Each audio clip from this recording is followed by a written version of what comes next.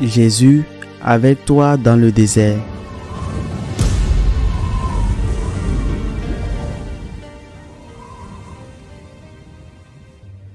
À l'occasion de la fête juive, Jésus monta à Jérusalem. Or, à Jérusalem, près de la porte des brebis, il existe une piscine qu'on appelle en hébreu Bethsata. Elle a 5 colonnades sous lesquelles était couchée une foule de malades, aveugles, boiteux et impotents. Il y avait là un homme qui était malade depuis 38 ans. Jésus, le voyant couché là, et apprenant qu'il était là dans cet état depuis longtemps, lui dit « Veux-tu être guéri ?» Le malade lui répondit « Seigneur, je n'ai personne pour me plonger dans la piscine au moment où l'eau bouillonne, et pendant que j'y vais, un autre descend avant moi. » Jésus lui dit « Lève-toi, prends ton brancard et marche. » Et aussitôt l'homme fut guéri. Il prit son brancard, il marchait. Or, ce jour-là était un jour de sabbat. Les Juifs dirent donc à cet homme que Jésus avait remis sur pied, « C'est le sabbat, il ne t'est pas permis de porter ton brancard. » Il leur répliqua, « Celui qui m'a guéri, c'est lui qui m'a dit, « Prends ton brancard et marche. » Ils l'interrogèrent, « Quel est l'homme qui t'a dit, « Prends ton brancard et marche ?» » Mais celui qui avait été rétabli ne savait pas qui c'était. En effet, Jésus s'était éloigné car il y avait foule à cet endroit. Plus tard, Jésus le retrouve dans le temple et lui dit « Te voilà guéri, ne pêche plus, il pourrait t'arriver quelque chose de pire. » L'homme partit annoncer aux Juifs que c'était Jésus qui l'avait guéri. Et ceux-ci persécutaient Jésus parce qu'il avait fait cela le jour du sabbat. Acclamons la parole de Dieu. Il y a plusieurs trahisons dans le Nouveau Testament, dans les évangiles, toutes douloureuses. Chez Pierre par exemple, et bien d'autres. Plusieurs exemples également douloureux d'ingratitude de la part, par exemple, de ces 10 lépreux, les 9, qui n'ont plus jamais rendu grâce. Mais peut-être que de tous, celui que je viens de lire, l'évangile d'aujourd'hui, est le plus surprenant et le plus désagréable. Peut-être que celui de Pierre était le plus douloureux, mais celui-ci est surprenant et désagréable. Cet homme était malade depuis 38 ans, dit l'Évangile. Jésus le guérit. Et il devient quelqu'un qui va s'opposer à Jésus au lieu de devenir quelqu'un qui défend Jésus. Il devient quelqu'un qui va s'opposer à Jésus.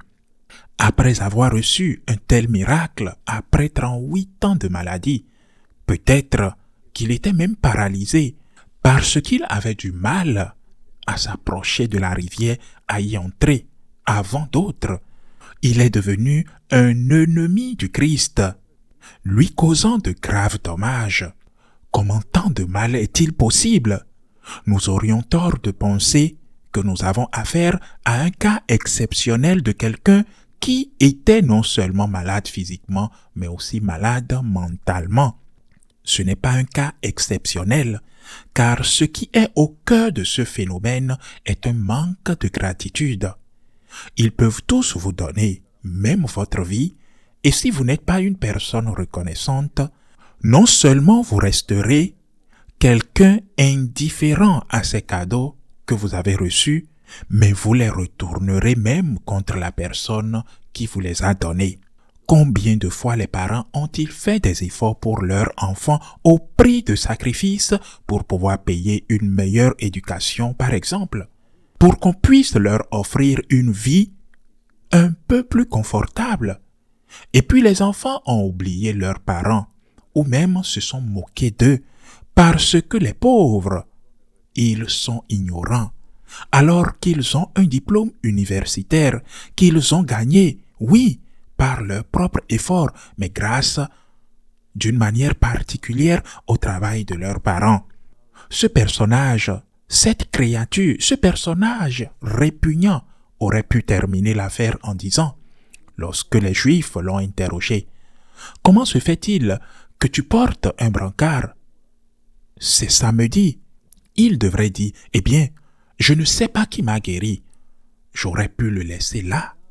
J'aurais pu donner cette réponse, par exemple. » Mais lorsqu'il le découvre, il part à la recherche des Juifs pour dénoncer Jésus.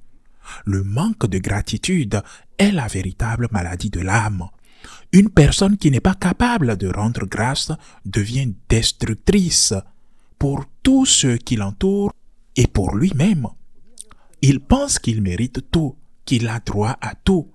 Et peu importe combien il lui donne tout cela lui semble trop peu. Une personne qui ne sait pas être reconnaissante non seulement cause un tort énorme, mais se cause également un grand tort à elle-même. Et pourquoi? Parce que tôt ou tard, tout le monde fuit une personne ingrate. Devant les ingrats, ceux qui se sentent déçus finissent par dire « Je ne te connais pas. Je ne veux rien savoir de toi. Je ne peux plus rien savoir de toi. » Chacun de nous doit faire un examen de conscience. Nous n'atteindrons peut-être pas le niveau de malice de ce personnage, peut-être pas, mais nous devons faire un examen de conscience. Nous rendons grâce par des actes et pas seulement par des mots.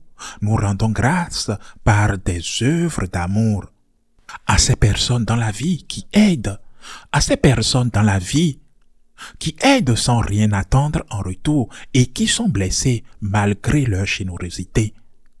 À ces personnes qui aident très peu ou beaucoup, mais à ces personnes qui nous aident chaque jour, par exemple, nous rendons grâce par des actes.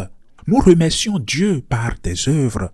Nous nous retournons au Seigneur par gratitude en lui disant merci. Mais nous ne retournons pas les dons de Dieu contre Dieu. Et c'est ce que je vous invite à faire, ce que je vous invite à méditer. Ne retournez pas les dons que Dieu vous a donnés contre Dieu. Je reçois souvent des courriers de parents préoccupés par l'âme de leurs enfants. Quand ils étaient adolescents, quand ils étaient jeunes, ils étaient pieux.